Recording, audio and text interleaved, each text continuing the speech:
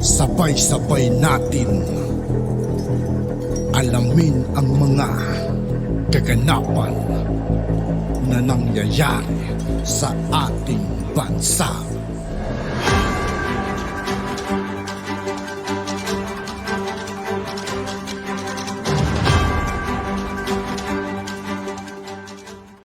Yo, what's up mga kaibigan? This is I2K po again. Ngayon nandito naman ulit tayo sa channel ni Banat Kapanig TV. Dito naman ulit tayo magbibigay ng komento at reaksyon. Kaya samahan nyo ako guys. Let's go! Mali yung pagtingin ni France na kailangan obligahin si Pangulong Duterte. Bakit nila inoobliga, Ma'am Lorraine, Brother Franco, na magkaroon ng physical appearance sa preliminary investigation sa Quezon City Prosecutor's Office si former President Duterte? Kasi mag-stage sila ng rally. Mag-mobilize sila ng mga tao, hakutin nila, gamit ang pondo nila sa Kongreso, 500 per head, and then ang jeepney, hakutin nila, at then may mga placards, ang mga aliado at mga gamit nila ng mga network pupunta doon. So this is going to be a big media propaganda and mileage operations at the expense of the former president para mapag-usapan sila sa isang napakalaking pagkakataon na kinoconfront nila si former President Duterte at parang lumalabas na legitimate ang kanilang complaint at mayroon silang batayan sa batas sa kanilang paghahabol sa tinatawag nilang abuso against sa mga ginagawa ni former President Duterte. That's number one. Propaganda talaga yan. At ang purpose niyan ay para ipakita sa kanilang mga natitira pang puwersa at mga elemento na may lakas pa sila at may hatak sa influence. At saka high-profile propaganda. Yung former president, yes, si Duterte pa. And it will be an international event dahil ipopundo nila yan sa mga human rights network na nilalanguyan ng grupo nila, Franz Castro. Number two, maliban dyan, gusto nilang ipakita sa mga lumalaban sa CPP, NPA, NDF na kapag ginawa nyo ang napakalakas na paninindigan upang labanan isang bulat at manindigan laban sa CPP, NPA, NDF, ang mangyayari sa inyo kahit former president ka, kakasuhan ka namin. Kahit ikaw ay vice president, buligligin ka namin at wawasakin namin ang iyong pagkatao at ang dignidad mo bilang public official, which exactly itong ginagawa nila kay Vice President Sara Duterte at kay former President Rodrigo Duterte na dati ginagawa lang nila laban kay Ma'am Lorraine Badoy, kay General Antonio Parlade, kay Ka-Eric. This time around, they are very emboldened. Lumakas ang loob. Bakit? Dahil may kaalyado, may financier at may operators na nagbibigay ng pondo, kapangyarihan, at suporta at iba pang mga access sa kapangyarihan mula sa House of Representatives, lalo na si Speaker Martin Romualdez. Given na yan. Kaya malakas ang loob nila ngayon. At pinapabayaan sila ng presidente ngayon na si Bongbong Marcos Jr. na parabagang wala lang itong panganib sa ating paglaban na tapusin na ang CPP, NPA. These are national security threats. And Franz Castro is part of the entire spectrum of operations of the CPP, NPA, NDF, which until today remains as the number one national security threat. Given yan, hindi yan kinokontest ng ating National Security Council. Number 3 na punto namin dito. Bakit kailangan nilang i-capitalize ito, Brother Franco, Ma'am Lorraine? Itong kaso na ito na wala namang patutunguhan kundi dapat ibasura ito.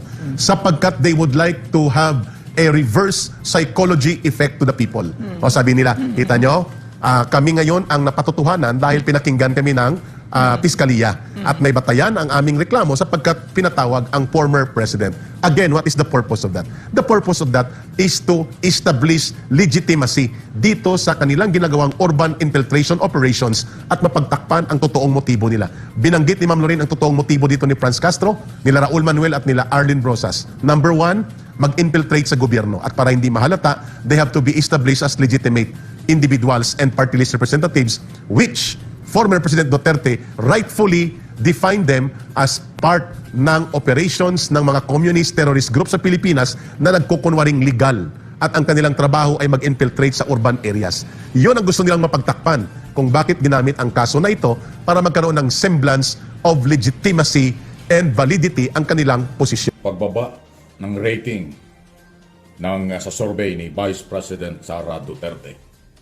Ano kaya ang ibig sabihin nito? Naapektuhan ba siya tungkol sa confidential or yung controversial na confidential fund? Or yung issue ng paghingi niya or tinanggal? O yung issue na tinatanong sa kanya kung saan niya ginamit ang 125 million noong 2022 sa loob ng 11 days. 2 weeks bago matapos ang December ng 2022. Yan po yung mga isyong nakapaloob sa Office of the Vice President at Department of Education na until now wala pa rin closure kasi hindi pa naipapaliwanag. Pangalawa, siya ay tinanggalan ng Kongreso ng confidential fund. Ako po ay nagtatanong lang, sa tingin po ninyo, ito yung dahilan kung bakit bumaba ang rating ng pangalawang Pangulo.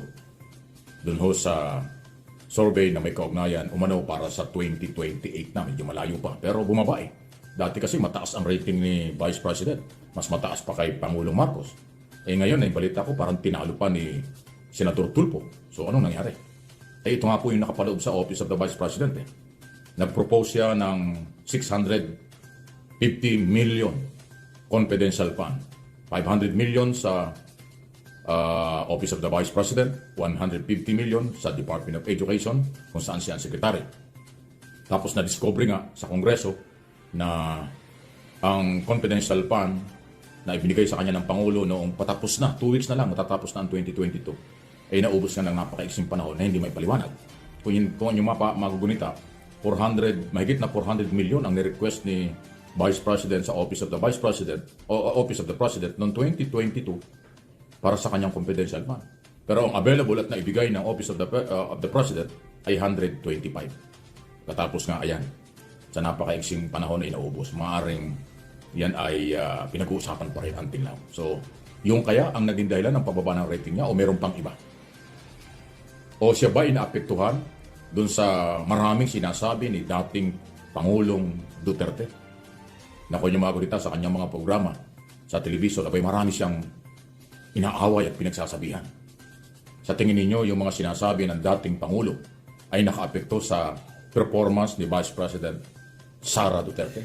O naapektuhan mismo si Vice President dahil dun sa kanyang mga sinasabi at mga hindi pagpapaliwanag tungkol sa confidential fund? So, yan po yung mga isong nakapaloob sa kanya. Ewan natin, kayo, mamamayang Pilipino, nakasubaybay dito ho sa isong ito, ano pong inyong masasabi niya?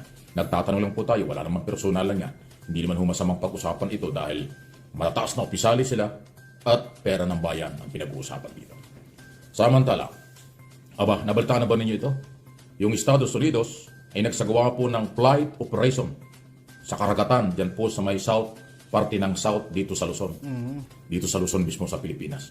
US flight operation. So paramdam talaga ang US nandito lang sa tabi-tabi at nakikiramdam sa mga galaw ng China laban sa Pilipinas at piling silang sumuporta sa Pilipinas sa oras ng pangailangan ng mga Pilipino base sa agreement, treaty at saka pakikipagrelasyon ng Pilipinas sa Estados Unidos. Okay? Any comment? Sige lang po. Sunod na pag-usapan natin, ang Presidential Communication Office ay meron pong paalaala sa publiko na maging maingat po tayo dahil marami pong mga fake news. Marami ngayong propaganda, lalo na po sa issue sa West Philippine Sea. Alam ng Office of the President, PCO, na ang social media ang isa sa mga ginagamit ng mga fake news or issue sa West Philippine Sea na ang iba ay pumapabor sa China na hindi pumapabor sa Pilipino. In other words, hindi po pwedeng i-deny dahil monitor ng gobyerno kung sino po itong mga taong nasa likod ng fake news para linlangin ang mga Pilipino sa issue ng West Philippine Sea.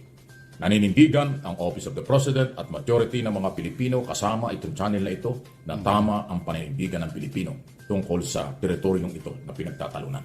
Hindi makikipag-away ang Pilipinas pero hindi ibibigay at huwag dapat ibigay, suportado natin yan ng ating gobyerno ang malaking bahagi ng West Philippine Sea o yung kabuuan ng West Philippine Sea dahil exclusive economic zone yan na pag-aari ng Pilipinas. At itong isyong ito ang napapansin ng Office of the President na may mga fake news, propaganda ng China. Pilipino pa nga yung involved dyan. So, huwag kayo magtatago dahil kilala na kayo ng pamahalaan na kayo ay nagpapagamit sa China para linlangin ang mga Pilipino. Wow! At yun nga po mga kaibigan, dito po nagtatapos ang ating reaction video. Muli ako po si I2K ng Sundalo ng Dunggalo at 811. Maraming salamat sa patuloy na pagsuporta. Yeah, peace out!